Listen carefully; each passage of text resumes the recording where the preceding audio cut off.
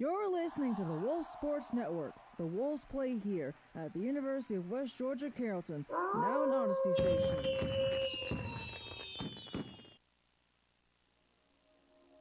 Welcome to the Playbook. Now, it's a late night here in Carrollton, Georgia, the city of dreams. So sit back, relax.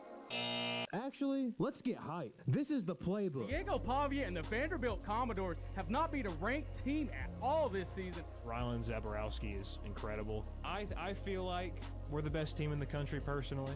And I think this Michigan State team is poised for a deep run in March.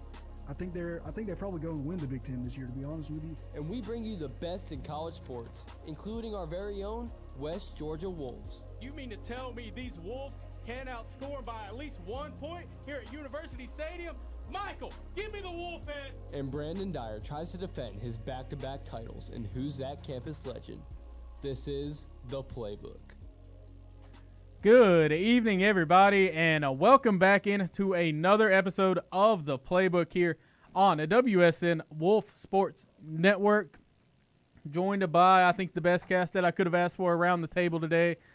As always, behind the board, Mr. Aiden Abey, across from me, Michael Miller, and JT Groves to the right of me. How are we feeling today, boys?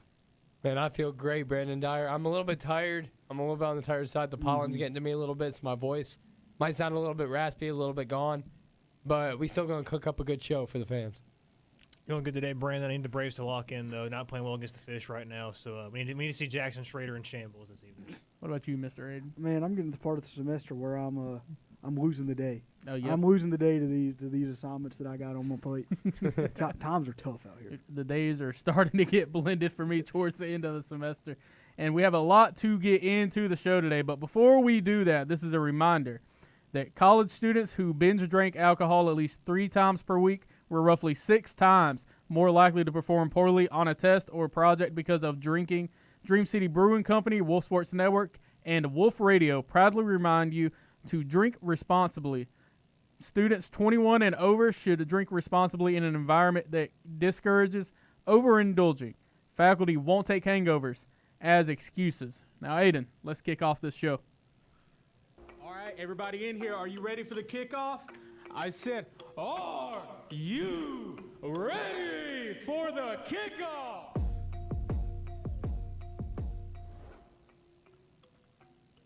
So, much to Mr. Michael Miller's dismay, we've been talking about college basketball for it feels like an eternity now onto this show.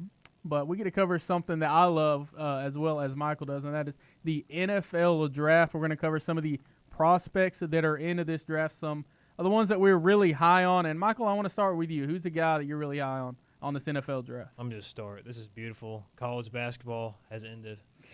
The NBA is getting close to finishing, and it's NFL draft time. It's a beautiful time in the world right now. But I'm going to start with Caleb Downs. This is a guy that a couple years ago as a freshman at Alabama really made some noise. One of the best defensive backs, but in my opinion, the best defensive back in this draft, one of the best defensive players overall, one of the best players overall in this draft. And, a couple years ago when he transferred from Alabama, I wanted him really bad when he was coming out and thought he was actually crystal ball to Georgia, ended up flipping, going to Ohio State instead, unfortunately. But, his freshman season in Alabama had 107 total tackles, 70 solo. He had 2 picks every single year, so not huge in the interception numbers, but still playing really well. He did a lot of punt returning and kick returning in Alabama and Ohio State. Very effective there. No touchdowns in any of these 3 years, but still very productive, very good numbers when he was doing those returns, and just a very athletic player overall. Got to watch him in high school, actually, when he was playing at Mill Creek in the state championship against Carrollton, and he had a monster day as the starting running back in Mill Creek that day. So just an athletic freak, and I think he's one of the best players in this draft. So now, where do you have him going in the draft? I think if he doesn't go top 5, it's a disgrace. I think he's one of the best players in this entire draft class. Mel Kiper has him going number 5 to the Giants, and it's a perfect spot for him to go. I think some of the guys that are ahead of him make sense to go there, and I agree with Mel Kiper. I think New York's a good spot for him. Needs some help in that defensive back room, and I think number 5, I'd go to the New York Giants. Is a good spot for him. And what about you, JT? Who's a prospect that you're really high on in the draft? I think I mentioned this already on Sports Out of Pocket, but it's a corner out of Clemson by the name of Avion Terrell. And this guy is an absolute dog. He's only 5'11", but he is a beast for his height at corner. He's ranked number 3 in corners in this class. But he's just a dog when it comes to zone coverage, man coverage. He's good at the press off the line. And, I mean, he's just, like, his gameplay is so clean. I've been watching, like, clips of him that he's posting on, like, TikTok and Instagram.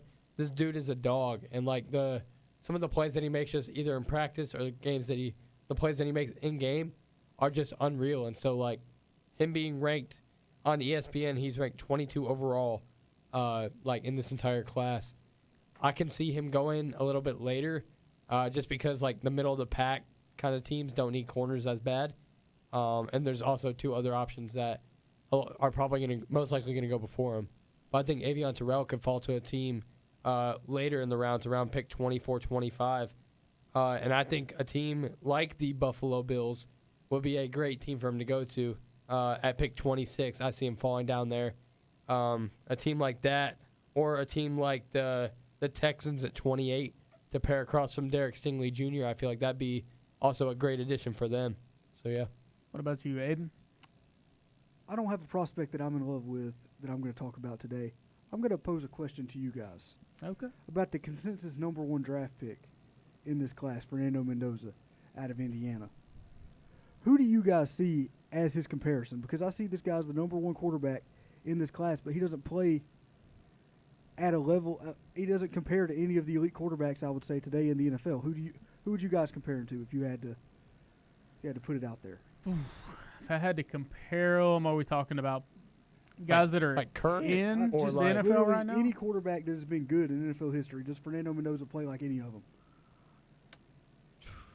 I'd say he wasn't a big, over-the-top, deep threat guy when he was at Indiana. Which is what pays in the NFL right now. When you look at the guys who are elite in the NFL, it's Patrick Mahomes, Jordan Love, who are taking the top. Well, he's not a guy Josh that Allen taking the top off of defenses every single time. And if it's not, it's Lamar Jackson. He's not a guy that's going to beat you over the top, but there is a pretty notable guy that didn't have the best deep ball, didn't have the best arm strength, by the name of Drew Brees. But he doesn't terrorized us in Atlanta for a while. I wouldn't call Fernando Mendoza anything close to Drew. I've had the same thought earlier. I was like, they're going to give me Drew Brees. That's going to be the name that comes out as a pocket passer, really accurate guy from the state of Indiana for college as well. I don't see that. You don't believe that that's an accurate comparison, do you? I don't think that that's a very accurate comparison, but if we're going to draw like what I think is the closest prototype to what he is, I feel like that's the one. I think when you are going with a quarterback at that number 1 overall, you really have to have tape to compare him to an elite quarterback at some other point in the NFL at this point in the draft. If you're going to go with that top in talent, you've got to know what he is.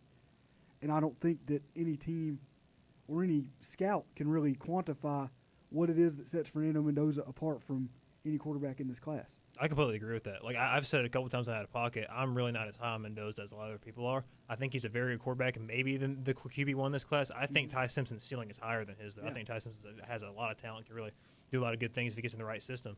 For me, look at Mendoza. Like, it reminds me so much of Kirk Cousins. Like when you have Kirk Cousins healthy and playing at a high level, when he's healthy, he plays really well. We've seen him do it in Atlanta that first year. We saw him do it in Minnesota. He can be a really, really good quarterback in this league, borderline top 10 QB if he's playing at his highest peak, 500 yards against Tampa Bay a couple years ago. In that one game, he was the MVP favorite for a couple weeks, and he was playing at Minnesota for a couple weeks before then he got hurt. He can play really high level. That's just kind of what reminds me of Mendoza, because when you look at Kirk Cousins, there's nothing that's going to wow you. There's nothing that's going to be like off the charts as arm strength or anything like that. The same thing with Mendoza. Like, Mendoza's just very efficient, plays at a high level, but there's not any one part of his game that reminds you like Aaron Rodgers' arm, or look at Tom Brady's accuracy, whatever you want to talk about. Like, he doesn't really have that. Prep for a game, yeah. Exactly. So there's just nothing to that. I mean, I'm obviously talent-wise, this guy's just now coming out of college, so obviously the talent is nowhere close. But like the play style, I feel like he resembles the most would be like a Matthew Stafford. I feel like he's a guy that. Yeah, he has a good deep ball. All right, hold on. Maybe Jared Goff. I'll go Jared Goff. That's better. I feel like that's a better comparison. But he's not somebody that's gonna like launch the deep ball every time. But he's an accurate quarterback. He's gonna get the ball to his weapons. And if you need him to take off, I mean, the Lions have ran some trick plays in the past with Ben Johnson when Ben Johnson was there. And I mean, we've seen him Mendoza in some of those big games. He's able to take off with the rock. And, I mean, we've seen that with Jared Goff a couple times as well. I feel like that would be my comparison is like a Jared Goff. So if you had the first overall pick, would you take Fernando Mendoza in this class? I would trade down if I was in the Raiders standpoint, I would trade down because I don't think Mendoza is a number 1 pick. Yeah, I don't think he led in you this to a case, Super I Bowl, don't think which is what you talent-wise, need at that first talent-wise, not a first number one overall spot. pick. But I think when you look at it, Mendoza is the best quarterback in this class. That is what the Raiders need. And, I mean, you're going to have to settle with it. So moving over to a guy that's moving down draft boards here recently, because Reuben Bain Jr. There's a recent report has tied him to a 2024 car crash that unfortunately resulted in the tragic loss of an individual. Bain was cited at the time of the incident, but charges were dropped prior to the death of that individual. If you're a GM looking to draft this guy, are you a little more concerned about him, or because we've seen it on draft day whenever there's things that like happen right there, right before the draft, and there's things where people just start moving down draft boards. Classic Kevin Costner Well, thing. the crazy thing is this is something that happened in 2024, and that's not trying to diminish it at all. I mean, obviously, it's not a good situation that you want to be in, and it could result in something along the lines of a suspension maybe later on in some way or some kind of court case. Whatever it may be, you're going to take that risk with him. I think it might knock him down a little bit, but I still think this guy's easily a top 10 pick, maybe even top 5 pick. I mean, I could still see him going number 4, number 5 at the least. I mean, this is something that you got to think. This was something that happened 2 years ago, and so it might not be as effective on him like in his career. It might hold him out for a little bit because he deals with that.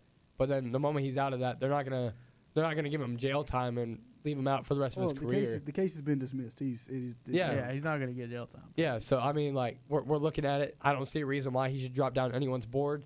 I feel like where he's at right now, around the 4 or 5 range, I feel like that's where he needs to stay. Just because I don't think you're taking as big of a risk, even with this whole situation. Yeah, I mean, look at Jalen Carter. I mean, he had the same, his problem, the whole driving thing at Georgia that ended up, unfortunately killing Devin Willock when he was, coming out. And he did drop a little bit, right? We all thought Jalen Carter would be a top 5 pick. That was kind of everybody's opinion. Then he dropped down and fell with the Eagles at 10. So Ruben may drop a little bit. I don't really think he will. To my knowledge, he hasn't had any other problems at Miami. Nothing off the field, nothing in the locker room, anything like that. As long as he's if these NFL GMs feel like he's high enough character, they're not. He feels like this is kind of one.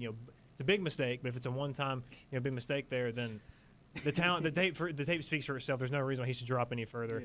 Yeah, He's just really good other football than the player. person that he killed. No, just one slight issue. Listen, if it's up to me, Reuben Bain would never put on a pair of shoulder pads again. We're going to pay this guy millions of dollars. He's going to go out and be a leader in communities. And he killed somebody, driving on spring break, doing stupid stuff. It's not what people that are getting paid, like, you shouldn't have the privilege of playing in the NFL if you do something like this. That's my opinion. But in the society we live in, the National Football League does not care what you do if you can get 10 sacks a season.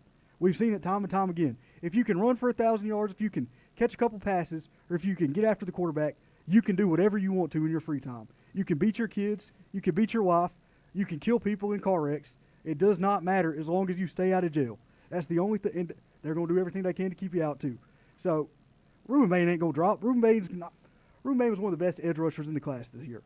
I still do think he's a top 5 pick. Yeah. Right Oh, there, yeah, fringe. He's They don't care. like around 5, 6. The NFL 7 doesn't maybe. care what he did in 2024 that he's no longer got charges for. If the Miami Police Department didn't care in 2024, they dropped the charges on him in 2 weeks after somebody died. Nobody cares. So listen, you're going to want to tune in to the NFL draft show that we have going on here at WSN Wolf Sports Network. We're going to have full coverage of the first round of the draft, see if Reuben Bain does slip and where all of these athletes wind up going for their NFL destinations. But in the meantime, let's talk about some West Georgia Wolves.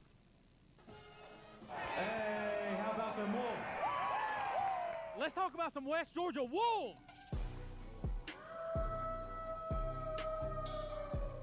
So I had the privilege with my good friend Joey Prater to cover the doubleheader of the softball game that happened here on Saturday, which West Georgia winds up winning both of those games, 8-4 in game 1 of it, 3-2 in game 2 off of a walk-off double by Jenna Samuel. It was game 2 of that one. Shout out to Sky Ramos with 2 home runs in that game 2 game and a 3-run home run by Jenna Samuel in the game 1 of it. Callie Hardison, 2 runs allowed, 8 hits, and 7 innings pitched in that second game. Dixiana Sims making some really great defensive plays. And Aiden, I think this is a good little spot for West Georgia softball. Good momentum builder. Yep, if you will. finally get a series win in the conference. It's got to be worth something for us. You got to see us pull out a close one with a walk-off. Wish we had the call from Joey Prater on the hot clock here. We could listen to it. But we saw the Wolves get a couple wins and get a couple wins together, group them together. Usually they come very far apart from each other, so it's good to see two of them back to back. Because they went into this game 10-game losing streak. Yeah.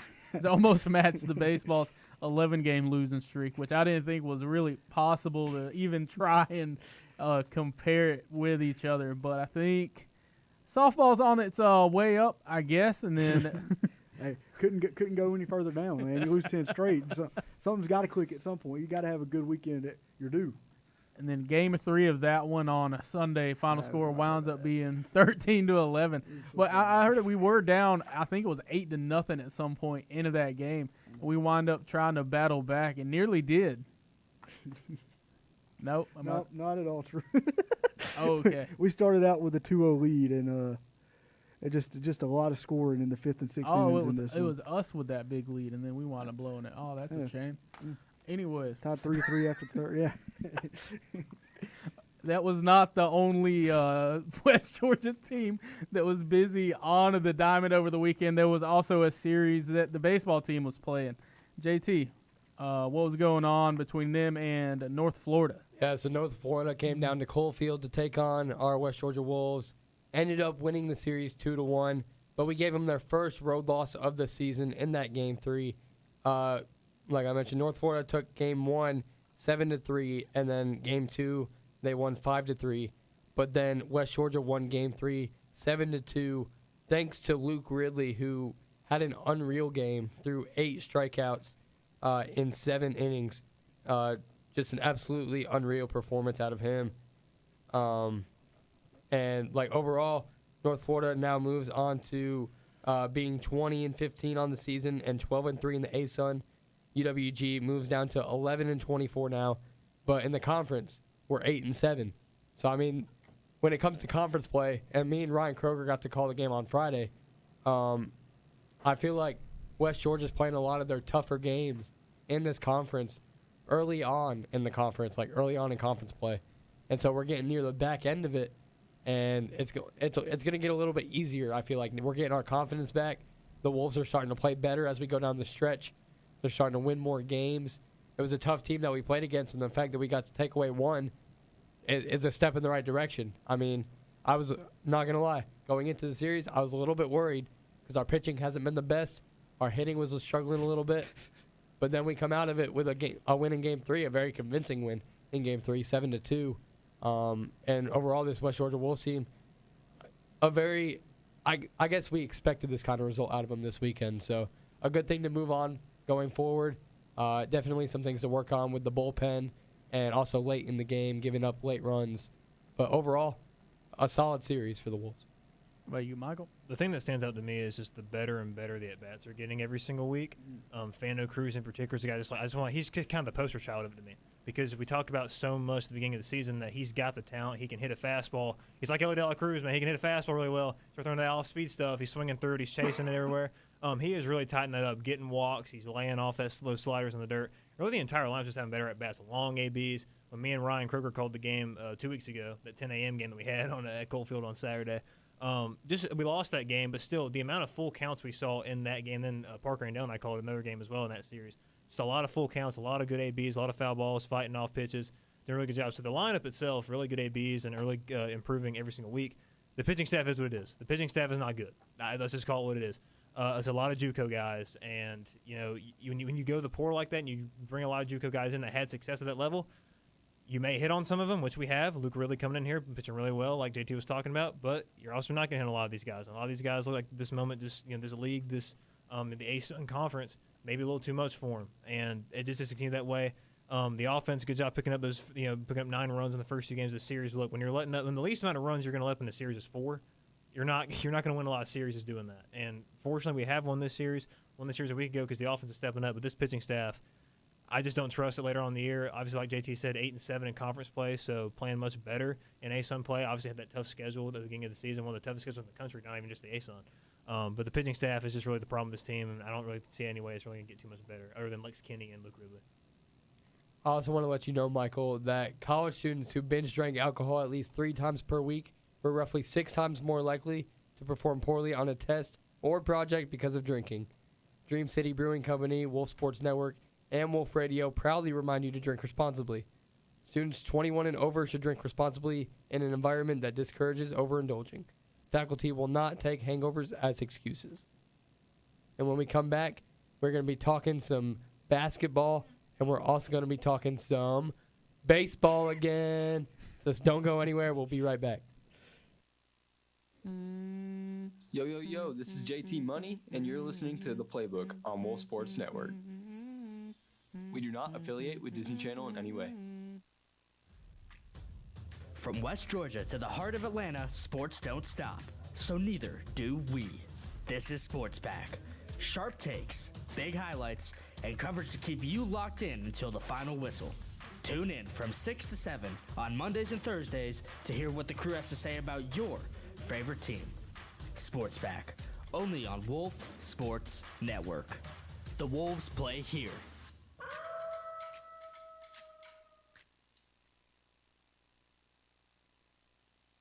Join Sports Out of Pocket as they take their show on the road. Their hit social media series returns this spring with even more West Georgia athletes. We are here with West Georgia Wolves O-lineman, Mr. Jack Hunt. Jack, how's your day going, man? My day's going fantastic, man. I'm blessed every single day. And ending off with some karaoke. You're hurting me, I made your girl want a difference. Look out for new episodes every Friday on Instagram and YouTube on Wolf Sports Network. Tune in to Wolf Sports Network throughout the week to hear the very best in UWG sports coverage. Catch live shows, score updates, and breaking news all week long. But sometimes seeing really is believing.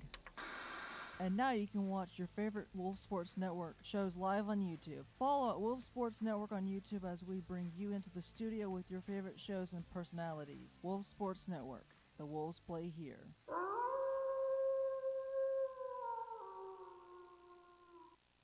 What's up? This is Parker Andell, and I'm the newest voice of Sports Out of Pocket. Step into Lucky Season 7, where the odds are in our favor.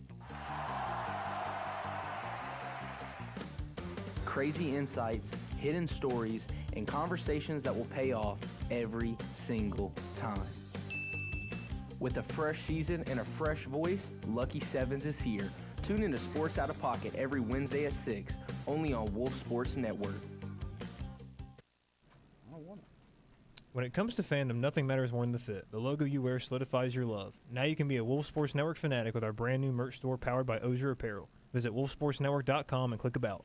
Now let's get into college basketball. Dunking on them like they're tendies and some barbecue sauce. Oh my! It's time for halftime hoops. So college basketball season may have ended, but the college basketball offseason has just begun with the transfer portal opening up, and we're going to go around the table and we're going to talk about some of the transfers that we think have the chance to make the biggest impact on some of the teams that they are moving over to. And I want to start with my guy, Flory Bidunga. Badunga. Badinga. Badinga. I think it's a you there, guys, not now. Badunga.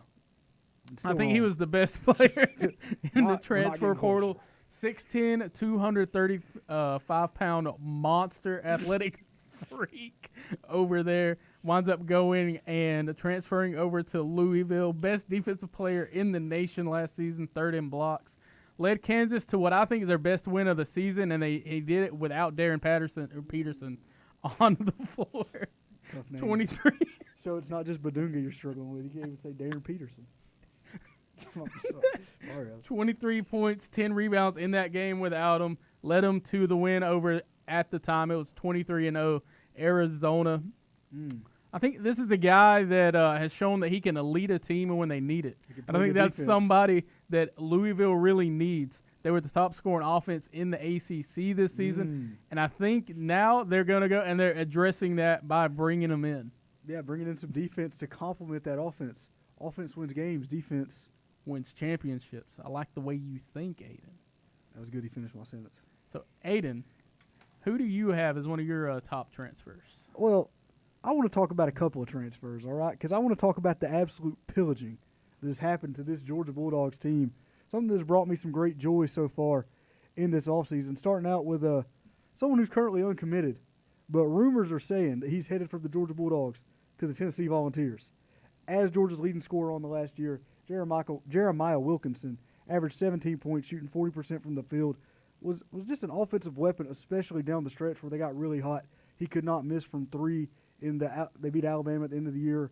That tournament run, he was immense. And his big man, his man down in the paint, who was getting the boards when he would miss every once in a while, Santos Cyril, has committed to the University of Miami. These Georgia Bulldogs are losing their play. What happened last time we saw a major Georgia player go to Miami in the transfer portal? They went to the national championship. Could we see Santos Cyril crying come next early April? It would be. Michael, how do you think the Georgia Bulldogs are going to recover from these major losses, including one potentially to one of their biggest rivals in the conference? You don't. I mean, this is not. I mean, this is not a reload program. It's never been more over. You go try and get guys from the portal, and you try and just hold on to them, and try and make the tournament again. I mean, if I were Santos Cyril and Jeremiah Wilkinson, I would leave too. Those are two really talented players, and they should go try and get to a place where they can try and win. I love Blue Kane. Shout out Blue Kane for not leaving. He's a real one. I love Blue Kane, and shout out to Cannon Kitchens, Smurf Millender. They're staying. Love those guys. But look, I get it. You know. Well, if they're trying to go to a winners, I don't know why they went to Miami. That's Miami was a decent basketball team. They're a decent basketball team. Well, yeah, but Wilkinson also better considered than Miami. They're in his top three. It was between Tennessee, I think Kentucky, and Miami right now. I think they could have gone to some bigger schools, to be honest with you. I think they're good enough. Santos Cyril only averaged about 8 points a game last year. He did average 10 boards, but you know. I was about to say he did most of his on the glass. You know, hey, you got to do it all today and to get the big NIL money. And Wilkinson is a transfer into Georgia. He only spent 1 year, so you know, I could see him kind of using it as a leaping frog, a stepping stone, stepping stone. That's the word, the phrase. Using it as a stepping stone, and then completely being unloyal to the program after his one season and going to the rival in Tennessee. That's the stuff I love to see. Yeah, I really wouldn't have any issue with Wilkinson. Now, if he does end up at Tennessee, that will have some personal beef with me and Jeremiah Wilkinson if he goes over there. That horrendous college up in Knoxville, Tennessee, the ugliest color in all of sports. Let's move on to PJ Haggerty. Well, to be fair, hey, I want to be fair to you. You know, you were pretty harsh on Mike White and these Georgia Bulldogs.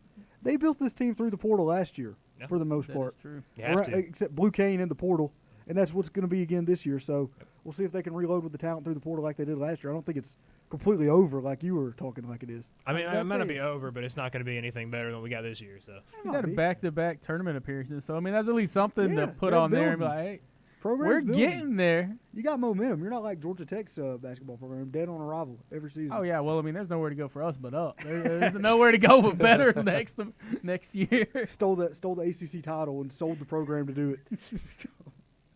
Let's move on over here. Okay, Mr. PJ Haggerty, 6'4", 195 pounds. Ooh, from Kansas how I State like here.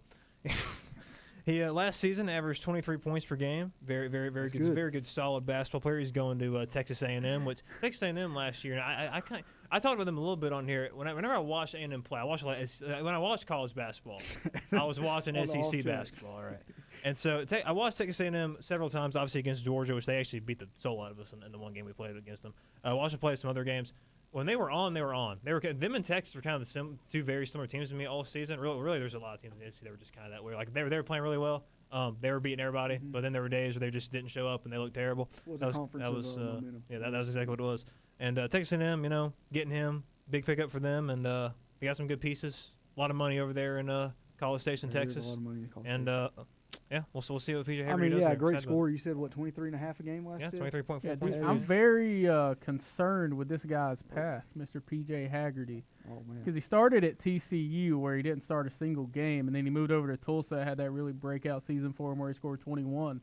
Transferred to Memphis, scored 21 there, and I thought it was really confusing he transferred over to Kansas State. Because I don't think of Kansas State when I think of basketball. Well, he got off of the mid-major, went to the Power 5. Well, still, over to Kansas State, though? Well, you played good enough over there at Memphis to where I felt like at least he could go and get into at least a decent team. Take the money and run, Brandon. he could be the highest paid player on Does Kansas State have that money? If you're scoring 23 a night, the money will come. All right, they'll find some sponsorships. You put up 20 a night. And then now he's going over to Texas A&M. And they'll find the money in College I was about to Station for Texas sure. A&M. Yeah, they do have a load of money over there. It's just now he's going into his 5th season. I'm surprised he hasn't tried to go into the draft. I'm going to be honest with you. Brother, there ain't no reason to go to the draft. You'll make more money in the staying in college. I think he's going to be a lottery pick regardless. What? He's got Whoa. No, he's going to be like 25. Brother, he's going to be a top. I feel like he's going to be a top 15 pick. Yeah, top 15 pick to the Euro League. They'll love him. They'll love him on the. He'll be a middle. He don't. He plays selfish basketball. Euroleague don't play that. He'll be a middle He to scores. late first Everybody round pick. scores. He'll be a middle to late first round pick. He's going to make a lot of money at Texas A&M with NIL now being a whole big thing. It's even growing more. They'll love him in Italy. He'll 100% make more money if he stays in college this season. And I mean, going into dude's gonna tear it up on the Guangdong Tigers one day. going into the NBA draft. I mean, if he has a really, really good season this year with Texas A&M, I could definitely see a world where he becomes a lottery pick. No, but I think that right now, if he entered the draft, he'd be at best like a pick 15. I mean, the way I'm looking at it is about around 15 to 20. Have dreamy expectations of what the NBA draft is. They are not drafting based on production in the NBA draft, except for at the very top level of it. They want a 19-year-old who is 6'8", 175 pounds, and they can build into a player that a point guard who's 6'8", 175, and they'll develop him in 3 years. Send him to the G League for 2. That's what they want outside of the top 5 in the NBA draft. I do like him as a scorer. Like I think that's a good point. He does score a lot of points. Yeah, that's something that he can bring to an NBA franchise if he was going to go into the draft. Nah, he's getting locked down to the NBA. Looks like he's going to spend some time over there with the Texas A&M Aggies next season. But now that college basketball is over, Uruguay. Let's JT, you have something to add? I had two guys actually that I wanted to you talk got a about transfer real to quick. add? I'm sorry. I had two transfers to add. Transfers. But Brandon Dyer didn't You're ask a little me. bit quiet over there. I'm sorry. Yeah, because I was waiting my turn, like a good guy. All right, you're 30. You should not be saying that, Brandon Dyer. It's one for the quote book. So I got two guys that are, and my voice is cracking, so it doesn't help. It sounds like I'm hitting puberty You right do, now. yeah. That it is does not true. help You at do, all. Yeah. But my two guys, worse. I got two guys that are both going You to got Texas. two guys. I cannot get these words out without getting. Get it out of your mouth. Come on. I'm going with Isaiah Johnson, who's going from Colorado. He's a freshman out of Colorado. He's a guard. He's going to Texas this season. There we go. Which is huge, especially with Tremont Mark and Jordan Pope are going to be out of eligibility for Texas this next season. No shot. And Dalen Swain is also going to the NBA, most likely. And so I could see this guy being the leading scorer for this Texas team next season. And when he was at Colorado, he averaged 16.9 points, shooting 48.6% from the field, 37.8% from the three, 82% from the free throw line. So definitely an opportunity for him to get a lot of minutes at Texas and to possibly be that leading scorer. But I also want to go to another guy, David Punch. Now, this guy, he is the number 1 ranked power forward right now. That's a fake name. In the transfer portal, coming out of TCU, going over to Texas as well.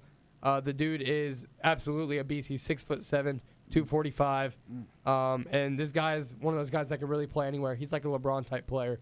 Like, he'll be at the power forward, but then you can even put him at guard, and he will lock down your best shooting guard, best point guard. He'll do exactly what you need him to. Well, there's two ends of the spectrum on that prototype, and that's LeBron James and Ben Simmons. No, he is not a Ben Simmons type player. Might be. He is not a Ben Simmons type player. This guy is mainly the power forward guy who can lock down your big guys in the paint. And TCU last season with him. Draymond Green top. TCU with him last season was was ranked 22 in defensive percentage, defensive efficiency. And I mean, this is a guy that he can't play the 5, but he can play the 1 through 4 very well, especially on the defensive side of things. And when you pair him with a guy like Isaiah Johnson, who I just talked about, this Texas team who just made a very deep run might have an opportunity to make that same run next year. Yeah, not surprising to see Texas able to go and reload in the transfer portal. They're kind of a sexy team after their Cinderella run they had in March. You do want to see people. I mean, there makes a lot of sense that people want to go over there and play for a team that just overperformed so well, showed that they could do it in the big moments. Texas is probably going to be just as good. Well, I don't know if they're going to make a deep of a run, but they're probably going to be a more consistent and better basketball team next season. Oh, now with the basketball season over, we're going to be talking about a sport that is, if you would say, in full swing. Ooh. Grab those peanuts and Cracker Jacks because it is time for the 7th inning stretch.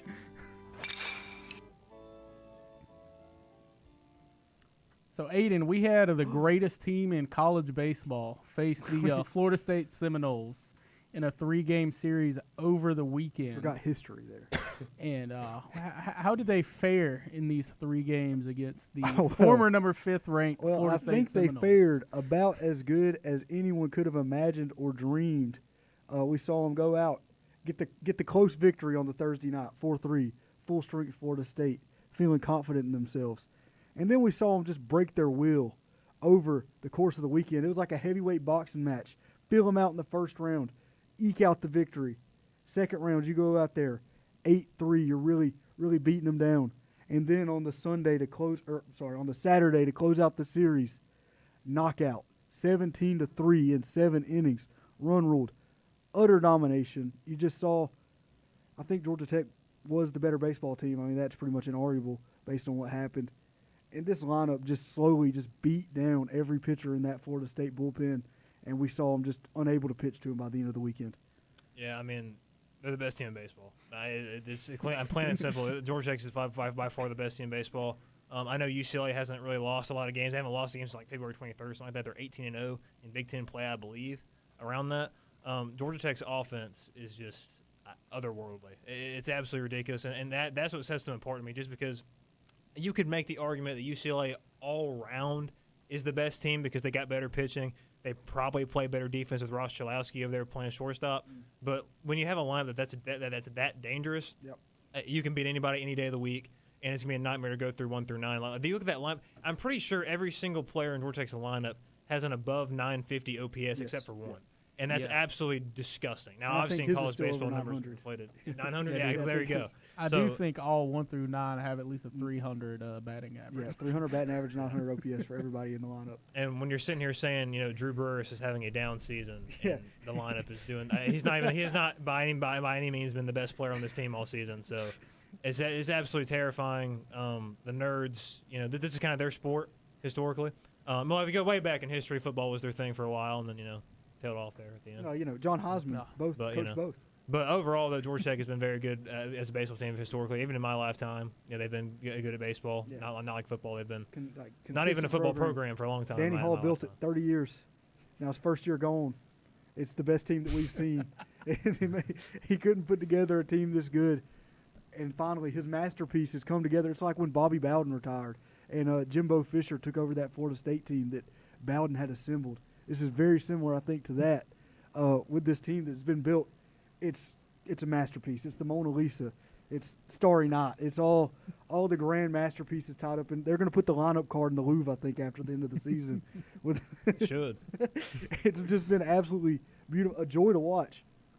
But what they've done so far has been real impressive. But I mean, there's no rest for them. The rest of the schedule is just as hard. This weekend they got to go to Chapel Hill to play number 3 North Carolina. 3 games away. We'll get that in just a little bit, Aiden. I was excited. But we're talking about great teams over here, but I want to hear about some great individual players and go around the table. Okay. Who is you guys' best player in college baseball so far this season? We're going to start with JT. I'm sorry that I skipped you last time, buddy. I thank you for the apology, Brandon. I'm going to go with Mason Edwards, the left-handed pitcher out of USC. The dude has been an absolute dog this season, 6-0 in his starts, a 1.35 ERA right now. With 9 games started, he's pitched 53 innings, allowed only 21 hits, and 8 earned runs allowed. This dude is an absolute dog. 95 strikeouts in those 9 games. That's averaging over 10 a game in those starts, which is unreal out of a pitcher who is in a very, very tough conference as well in the Big Ten, which obviously is more of a basketball conference. But they're also really good when it comes to baseball. Actually pitching 15 strikeouts in one of his games against Iowa, which is a career high for him. He's been an absolute dog. He's averaging 4 strikeouts per win. This guy's an absolute dog. What about you, Michael? I think it's pretty clearly far and away Ross Chalowski. Yeah. I don't really think it's really close at all. The guy's hitting 336. He's got 13 home runs on the year. He plays tremendous defense over at shortstop. Now, I do think on the pitching side of things, it's kind of, when you're trying to like compare pitchers and position players, it's kind of difficult, especially in college baseball, because like me and Aiden have talked about before on the show, your numbers are going to be inflated in college baseball. Yeah, you got inflation there, so it's kind of hard to kind of balance that. So, but yeah, I think Ross Chalowski far and away is, because of how well he's playing. Drew Burris, in my opinion, is number 2, though. Drew having, like we said, a down year, but he's still hitting. Is he hitting 300 now? He's been kind of off and on that. But Last I looked at it, I think he was hitting like 280. Drew Burris Around is back. 280, Drew Burris has 285. got up to 333. Oh, never there mind. you go. Yeah, see, there, he's picking it up now. So Drew Burris is right there, obviously. Jordan LeBron over at Alabama, he's a very good player as well. He's having a down season, too, though, right now. Still 472 on base for Drew Burris, too. Yeah. Yeah, so Drew Burris is up there, too. That's close, because when Drew Burris is on, it's probably Drew Burris. But I'm going to lean Ross Chalowski because he's been more consistent this season. Yeah, I'm also going to give it to Ross Chalowski. I just think the way that you don't have a shortstop who can hit 330 with 13 home runs, that's a combination that is very hard to come by. You don't see very often. When it happens, you got to just kind of raise your hands and say, that's an amazing thing that I've just seen, and I want to see more of it. So it'd be boring for all of us to kind of pick the same guy, because I really do think that that's the best player in baseball. But I think that another guy, you look at him, and I look at numbers a lot, but I like Justin LeBron over that shortstop for Alabama. 39 hits this season, 7 doubles, 11 home runs. That means almost half of his hits, when he is getting one, are extra base hits, whether from a home run or from a double in it. But here's the most underrated part of his game, and that is he has 29 stolen bases, which is 7th in the nation. So if you're able to get 11 home runs, 29 stolen bases already into the season, that kind of gives you a combination that we don't really see very often, of a guy that's really good at base running, where if you can get on base, you can advance to second, advance to third, and wind up getting yourself in positions to where your team can score runs that normally you wouldn't be able to. And he has a 271 batting average, which is a little lower than what I want to see. But again, once he gets on base, he makes the most of his opportunities. And he's made the most of his opportunities with 41 runs so far this season. He's definitely been a dog so far this season. I agree with the pitching. I think Mason Edwards is the number 1 guy. But obviously, when it comes to position players, I agree with both of you guys along the lines of the shortstop, for sure. Yeah, he's just a special breed of player over there at Alabama, and it's going to be fun to see what he has left to offer for the rest of the season over there. And I want to give a shout-out to Quentin Coates, also out of Cincinnati. He's currently number 2 in the betting odds, a 342 average, 1220 OPS, 21 bombs so far on the year. So he's having a year out there in Cincinnati, too. Just to give a quick shout-out to him. And now for a quick ad read for us.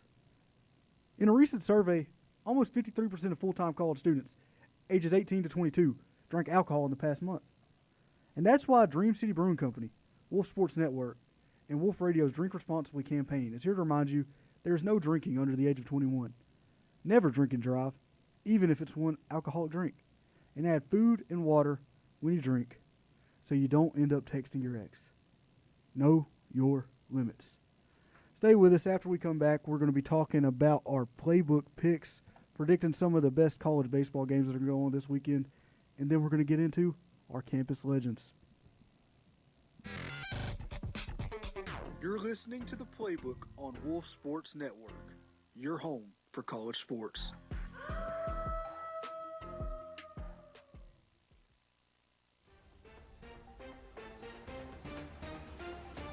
Sports Pack is here for you, providing all the West Georgia sports content you need to stay in the game.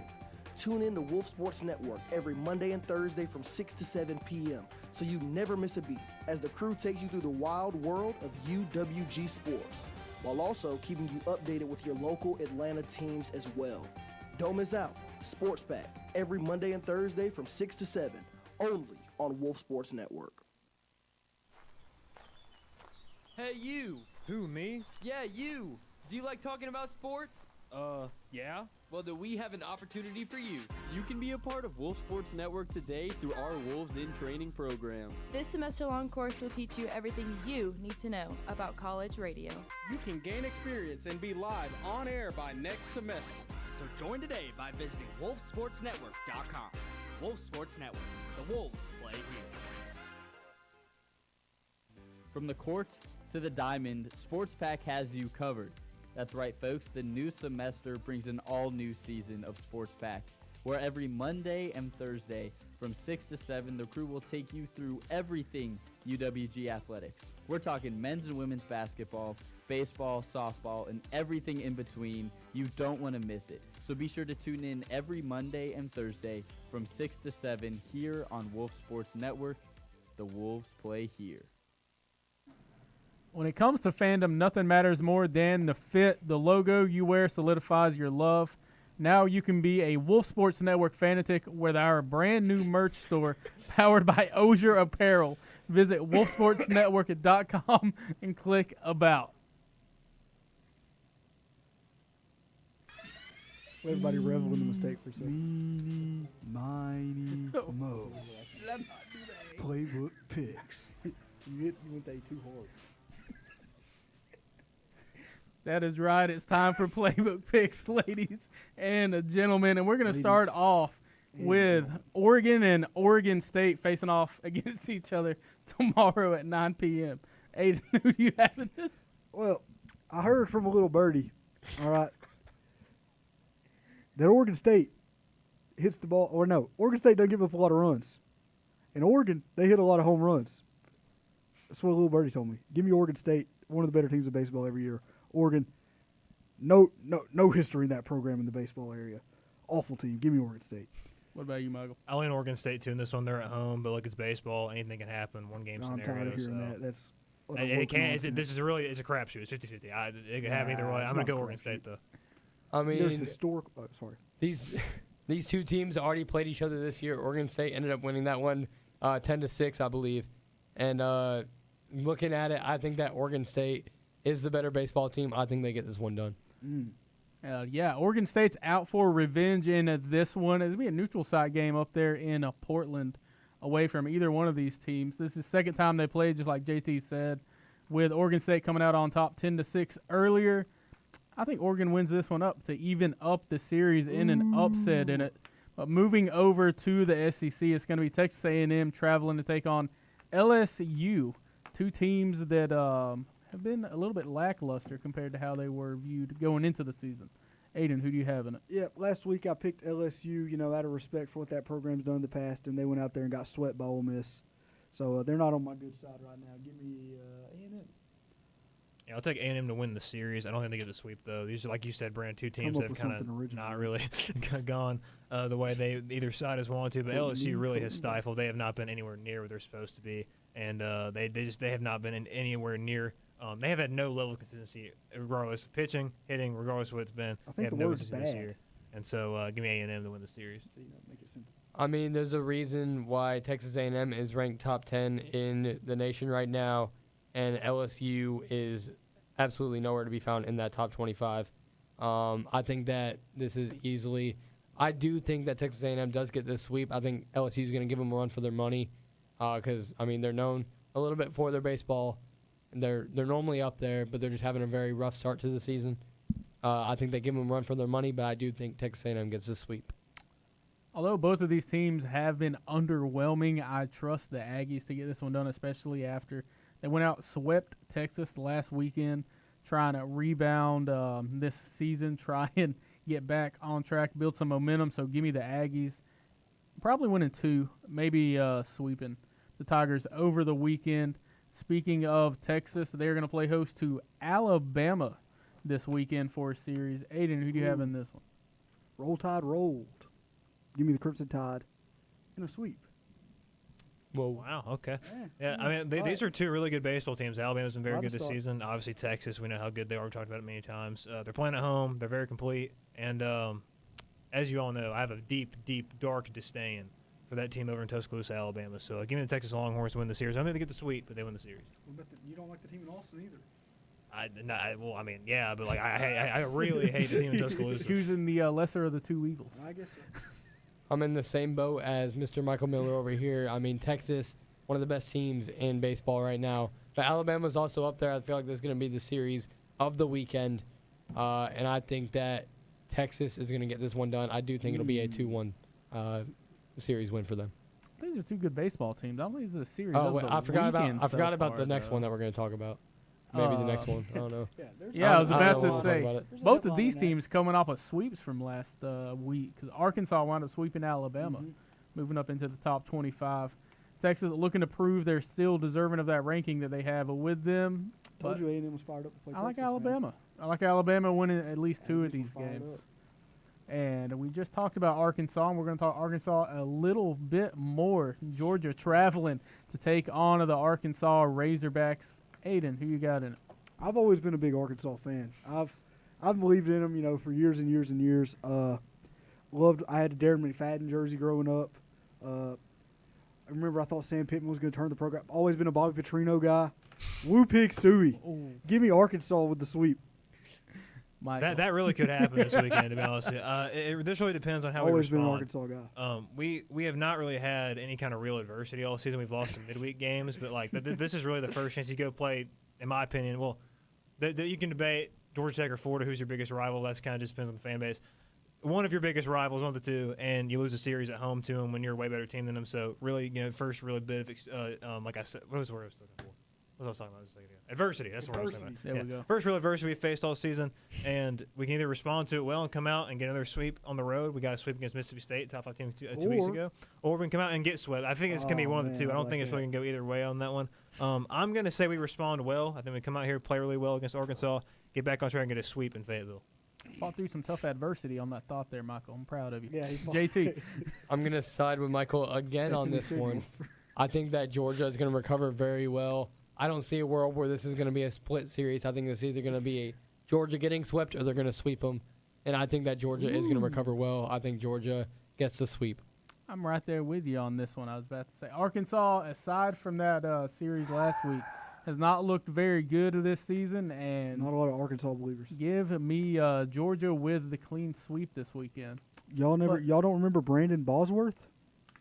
Yeah, I do remember that. That was a great movie. Great movie. Well, apparently none of y'all like it. Someone say it's even greater. So the series of the weekend, without a doubt, that was going to take place in the ACC as the Georgia Tech Yellow Jackets, the best team in all of college baseball, allegedly, are traveling to take on the North Carolina Tar Heels. Aiden, who do you have in this one? I think I'm going to go North Carolina.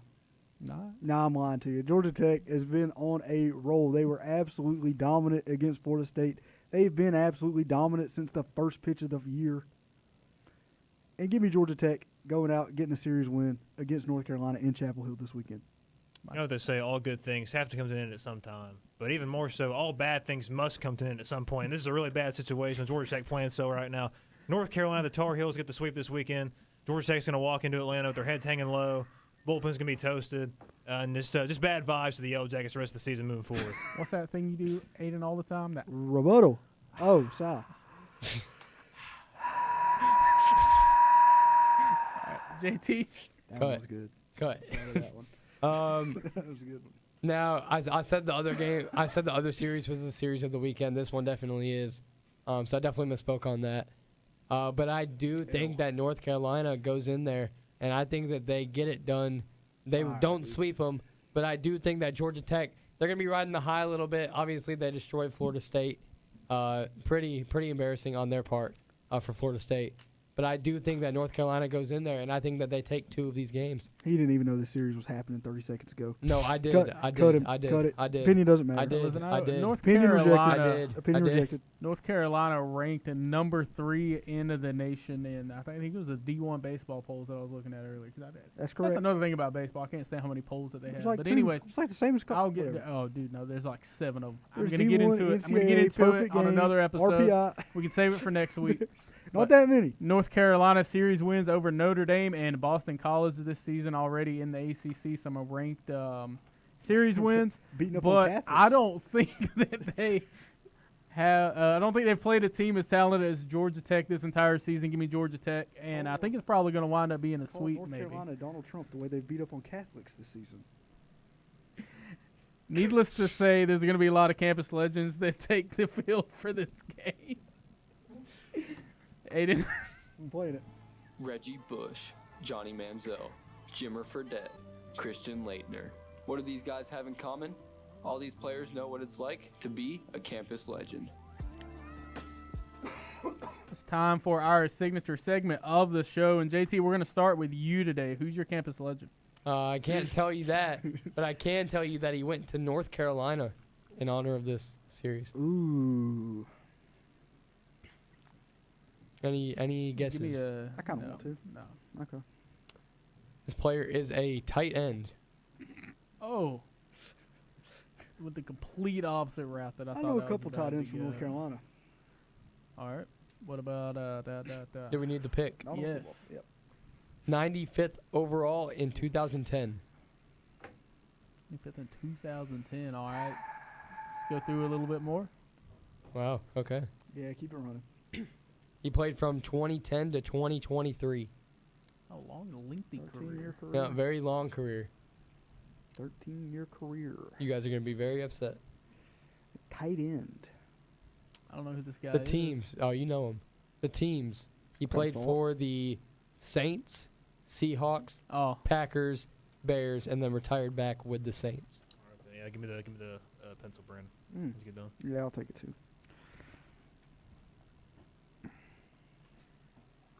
I didn't know this guy went to UNC. I didn't either. I didn't either. No, I didn't. There we go. I guess because I was never really using him on Madden because I had a deep averse I reaction. was trying to write really fast to to his- give the pencil over to them, and I misspelled this man's name, Well, and you I don't know get I did. points. No, just no. kidding. Had an averse reaction to his ugly bald head. All right, so I flip never the, used flip, him in the, flip Madden. the boards. I went with Jimmy Graham. Jimmy Graham. Jimmy Graham. Okay. Jimmy Graham all around. Yes, For that is one. correct. It is Jimmy Graham. Michael, we're going to move over to your campus legend. All right. The University of Tennessee. All right. That's funny. I like that. Keep it going. He was the. Hold on. a second. Wait, I had it no, earlier. position. Position. Oh yeah. Tell me his position. Running Yeah. back. Okay, I'm gonna guess. Okay. I'm gonna guess. Risking it. Yeah. I need some safe points, I know. Go ahead and tell us the next hint. He was the 67th overall pick in 2017. 2017. Oh. Okay, yeah, I got it. Okay. Everybody just got. Everybody just got dominated. And all right. All right. All right. All right. Flip him. See those papers? Alvin Kamara. Alvin Alvin Kamara. Kamara. It would indeed be Alvin Kamara. There we Man, go. I'm a Look genius. at us today. 4 points for me. 3 points for everybody else. Mr. Aiden. Who's your campus legend? My campus legend went to Eastern Michigan. I got this. Sure. Give me the pencil. That's not who you think Giving it you is. the pencil. I don't know, but let's go next. Hurry up. Yeah. He played defensive end. Oh, it's not who I thought it was. Keep it going. He was drafted 4th round, 106th overall In what year? in the 2019 NFL draft. Nothing. Still don't know. Played 2019 to the modern day. What teams? He played for the Oakland Raiders and then for the Las Vegas Raiders. Let me see it. Let me see it. Yeah, Aiden, I need your paper. Let me. Okay. Yeah. All right. Didn't know this guy went to Eastern Michigan. I didn't either. I didn't either. No clue. Y'all don't know ball. I guess not. No. Eastern Michigan legend. Yeah, sure. 4th round. All right, everyone flip it around.